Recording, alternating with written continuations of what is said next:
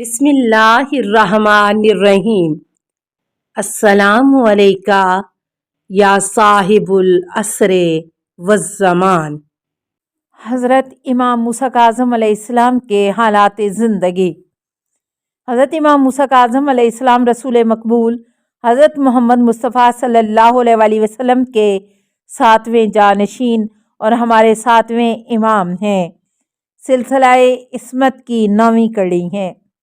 آپ کے والد گرامی حضرت امام جعفر صادق علیہ السلام اور مادر گرامی حضرت بی بی حمیدہ خاتون ہیں، جو مکتب جعفری کے تربیت یافتہ ہونے کے ناطے طہارت باطنی اور پاکیزگی روح کے اعلیٰ درجات تک پہنچ گئی تھیں کہ امام جعفر صادق علیہ السلام نے ان کے بارے میں فرمایا: حمیدۃ مصفۃ من الادناس کالصبیۃ الذہب ما ذات الاملاک تحرسھا حتی ادیت الی کرامۃ من اللہ لی والحجۃ من بعدی۔ حمیدہ خالص سونے کی مانند آلودگیوں سے پاک ہیں، مجھ تک پہنچنے تک فرشتے ہمیشہ ان کی حفاظت کرتے تھے۔ یہ اللہ کی کرم ہے مجھ پر اور میرے بعد آنے والی حجت پر۔ امام محمد باقر علیہ السلام جناب حمیدہ خاتون کے متعلق ارشاد فرماتے ہیں: آپ دنیا میں حمیدہ اور آخرت میں محمودہ ہیں۔ ولادت بسعادت۔ ابو بصیر کہتا ہے کہ ہم حضرت امام جعفر صادق علیہ السلام کے ساتھ حج پر جا رہے تھے۔ جب ابوہ کے مقام پر پہنچے تو آپ علیہ السلام نے ہمارے لیے ناشتے کا اہتمام کیا۔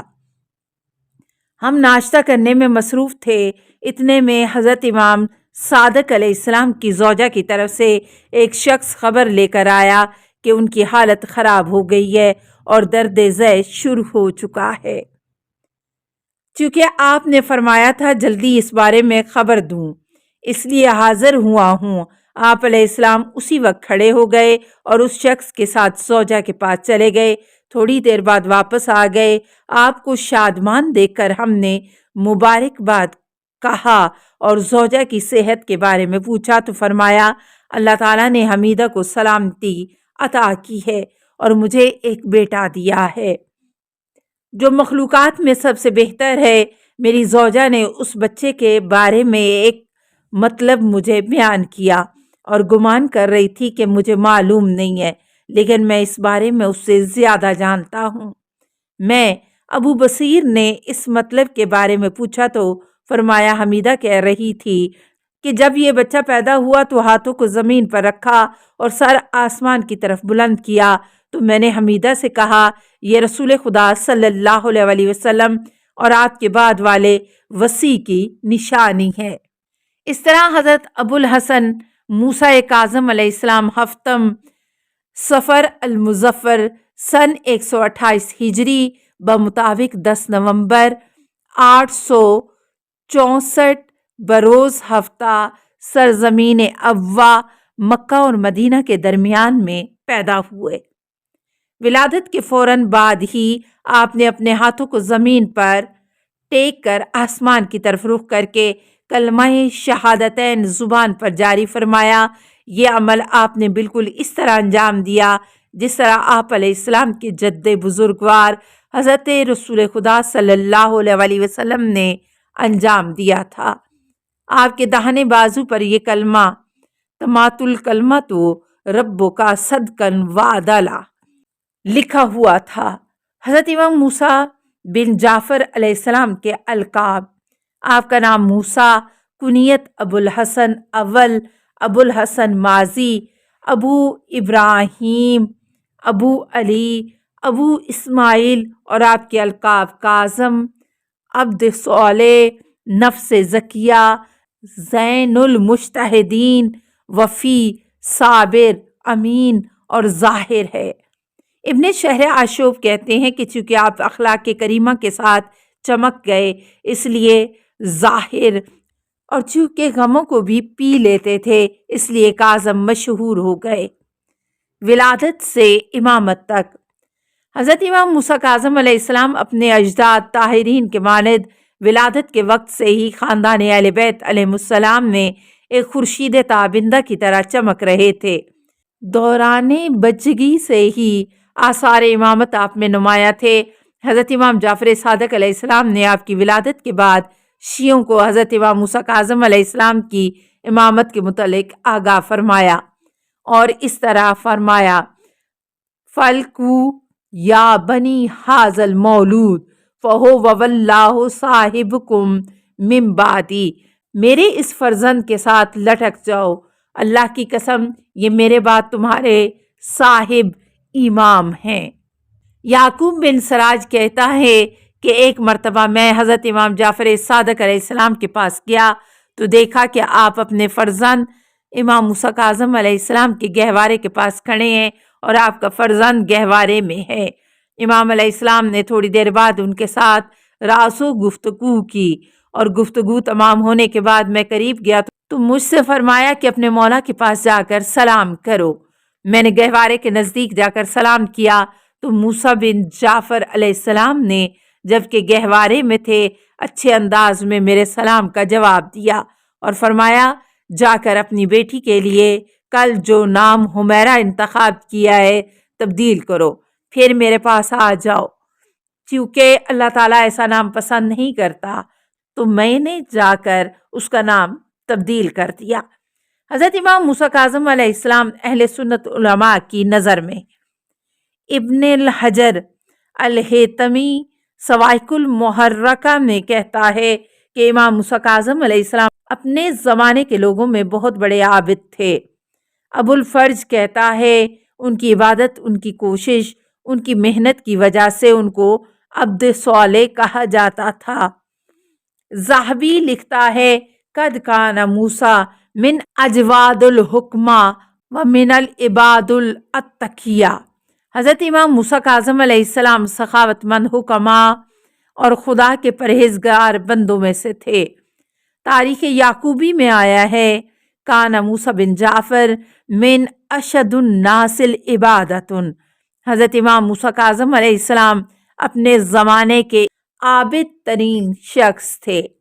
جمال الدین محمد بن طلحہ شافعی مطالب السوال کتاب میں اس طرح لکھتے ہیں: ان کی عبادت مشہور، خدا کی اطاعت و عبادت میں محتاط اور ملازم تھے، شب کو سجدے میں اور صبح کو قیام کی صورت میں گزارتے تھے، روز کو صدقہ اور روزے سے تمام کرتے تھے۔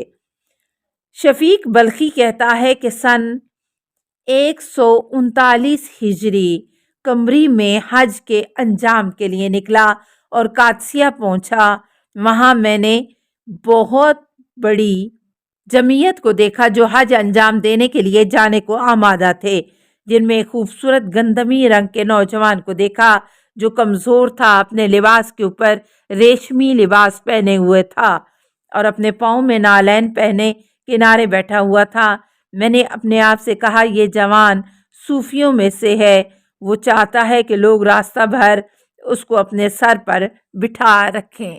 اس کے نزدیک کیا، جیسے ہی اس کی نگاہ مجھ پر پڑی انہوں نے فرمایا کہ شقیق اجتنبوا کثیرا من الظن ان بعض الظن اسم، مجھ کو وہیں پر چھوڑ دیا، اپنے راستے ہو لیے۔ میں نے اپنے آپ سے کہا یہ بہت بڑی بات ہے کہ اتنا بڑا کام انجام دیا، وہ میرے دل کے اندر کی خبر دے رہا ہے اور میرا نام بھی جانتا ہے، یہ بہت ہی نیک اور صالح خدا کا بندہ ہے، میں خود اس کے پاس پہنچوں گا اور اس سے عذر خواہی کروں گا، جتنی بھی جلدی کر سکا ان تک پہنچ جاؤں، مگر نہیں پہنچ سکا، وہ میری نظروں سے غائب ہو گئے تھے۔ جب میں واقسہ پہنچا تو دیکھا وہ نماز پڑھنے میں مشغول ہیں، ان کے جسم کے تمام اعضاء و جوارے لرز رہے ہیں اور آنکھوں سے اشک جاری تھا۔ میں نے خود سے کہا یہ وہی شخص ہے، میں جاتا ہوں اور ان سے معافی مانگتا ہوں۔ میں کھڑا رہا تاکہ ان کی نماز تمام ہو جائے، میں ان کی طرف گیا، جیسے ہی انہوں نے مجھے دیکھا فرمانے لگے شفیق اس آیت کو پڑھو وَإِنَّا لَغَفَّارٌ لِمَن تَابَ وَآمَنَ وَعَمِلَ صَالِحًا ثُمَّ اهْتَدَىٰ، پھر مجھے چھوڑ کر وہ اپنے راستے ہو لیے۔ میں نے اپنے آپ سے کہا یہ جوان کوئی بہت بزرگ اور صوفی ہے، یہ دوسری مرتبہ ہے کہ اس نے میرے دل کے اندر کی خبر دی ہے۔ جب منزل زبالہ پہنچے تو دیکھا کہ کنویں کے کنارے ہاتھ میں کوزہ لیے کھڑے ہیں۔ وہ چاہتے ہیں کہ کنویں سے پانی نکالیں، کوزہ ہاتھ سے چھوٹ کر کنویں میں گر جاتا ہے۔ وہ حضرت آسمان کی طرف سر اٹھا کر کہتے ہیں انت ربی اذا زمعت الی الماء وقوتی اذا اردت اطعامم انت۔ خدایا اس کوزے کے علاوہ میرے پاس کوزہ نہیں ہے، اس کو میرے پاس واپس کر دے۔ اس وقت میں نے دیکھا کنویں کا پانی اوپر آیا، ہاتھ بڑھا کر کوزے کو پانی سے بھر کر باہر نکالا، وضو کیا اور 4 رکعت نماز پڑھی۔ السلام علیکہ یا نور اللہ فی ظلمات الارض، السلام علیکہ یا ولی اللہ، السلام علیکہ یا حجت اللہ، السلام علیکہ یا باب اللہ، اشہد انک اقمت الصلاۃ و اتیت الزکاۃ و امرت بالمعروف و نہیت عن المنکر و تلوت الکتاب حق تلاوتہ و جاہدت فی اللہ حق جہادہ و صبرت علی الاذى فی جنبہ محتسبا و عبدتہ مخلصا حتی آتاک الیقین، اشہد انک اولی باللہ و برسولہ و انک ابن رسول اللہ حقا ابرأ الی اللہ من ادائک و اتقرب الی اللہ بموالاتک، اتیتک یا مولاي عارفا بحقک موالیا لأولئک معادیا لأعدائک فاشفع لی عند ربک۔ اللہم صلی علی محمد و آل محمد۔